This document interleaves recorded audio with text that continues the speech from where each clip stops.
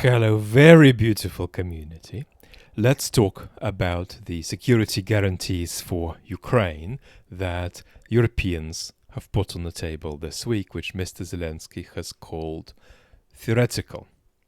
And Mr. Putin has said that any troop formation in Ukraine would be a legitimate target. What's being talked about is roughly 10,000 troops, some air involvement that is not based in Ukraine. The troops would not be near the front line. And all of this would only happen if there were a ceasefire, and if after the ceasefire the Russians welcomed such a force into Ukraine. So you might say, either this is completely ludicrous, or there is something going on there that is something I can't see. Which is it? So let's talk about this. There is such a thing as fabrication in politics. And there is such a thing as constructive fabrication and unconstructive fabrication.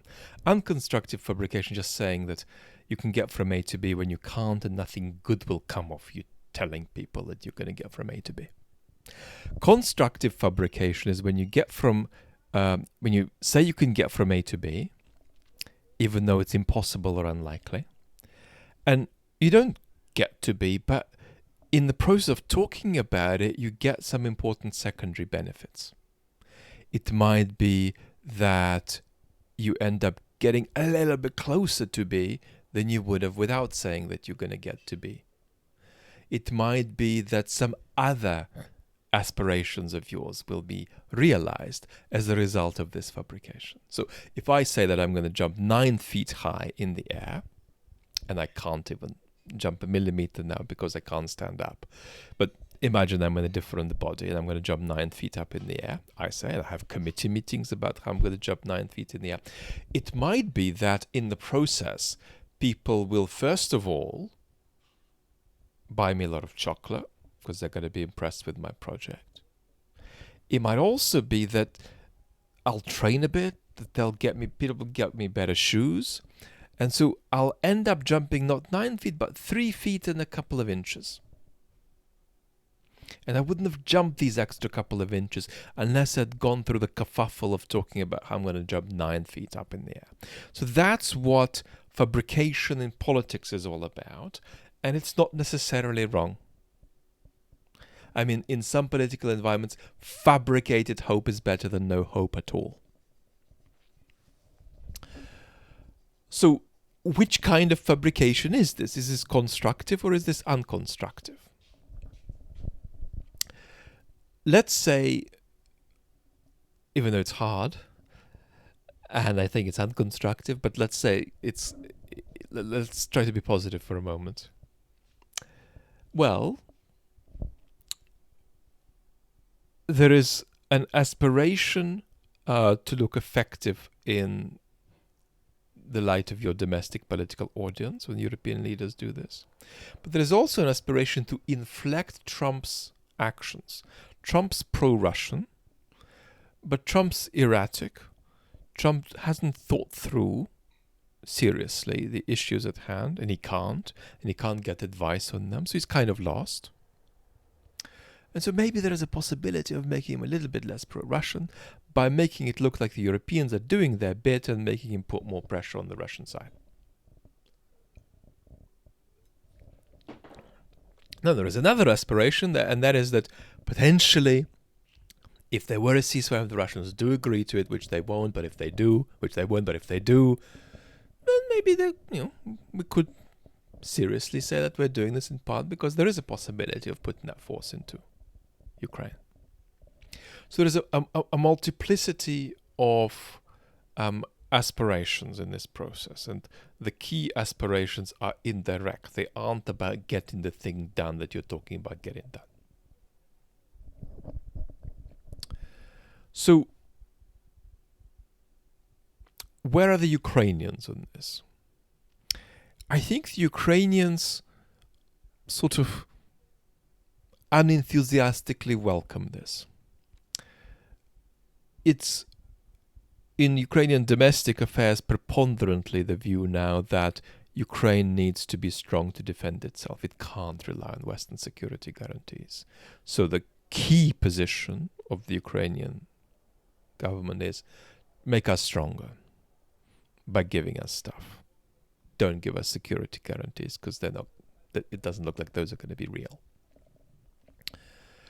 But Ukraine has always had an aspiration for what I call globalization of the war, escalation of the war. If anybody can get involved in the war, that's good as far as the Ukrainian position goes. So if there's a 1 in 1,000 chance of somehow dragging the Europeans more into this war, let's do it.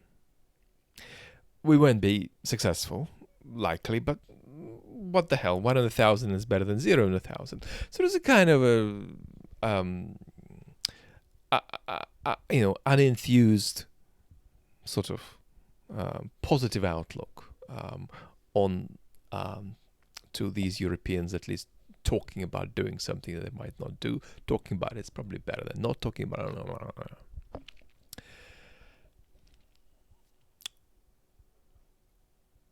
However, I think that cumulatively this is all damaging.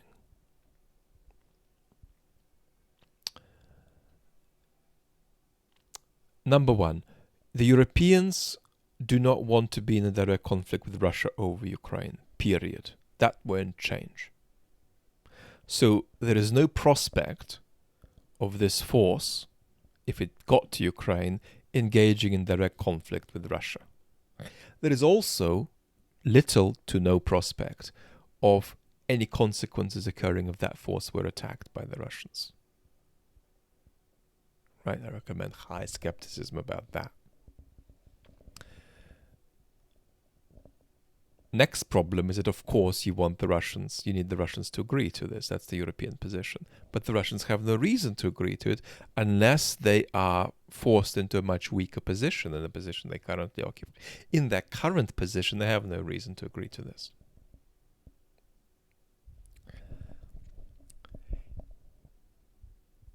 Now, let's just make a footnote and say that one way of giving yet more credit to the Europeans here is to say, look, the intention behind a force like this will itself be plural. The intentions for a conversation about this are plural, but the intention for the force might be plural. The central purpose of it might not be deterrence, but might be to help the Ukrainians with training, with force regeneration, to help the Ukrainians with getting their military stronger. And regenerating faster than they otherwise would post a ceasefire. Okay. But the political downsides are also remarkable, unless there's a genuine prospect of follow-through if the Russians tried something with this force. But one should be very skeptical indeed about any such follow-through. And this creates an opportunity for the Russians to further undermine Western democracy. The Russians, insofar as they're at war with us, are set on winning against us, not by engaging in a direct conflict with us, but by waiting it out until our democracies are so weak that we elect pro-Russian leaders.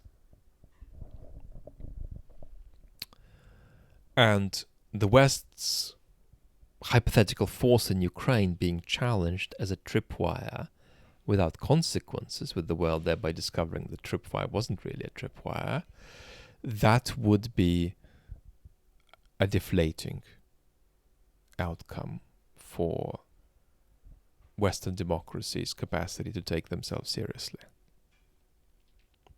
Moreover, it would also undermine Article 5 even more than it's already undermined, because it'll give the impression that all Western security guarantees are bunkum. So I think that there is also then a deleterious domestic consequence here. When you watch your politicians talk about something that's not quite real, it undermines trust in institutions further at the time when there's already a raging crisis of distrust. So this talk of security guarantees, the untransparency of this talk, the degree to which this talk doesn't really make sense to a citizen trying to work out how this is going to materialize in something effective, all of that undermines domestic trust, which is just bad for us, period, but it also has the consequence of helping the Russians.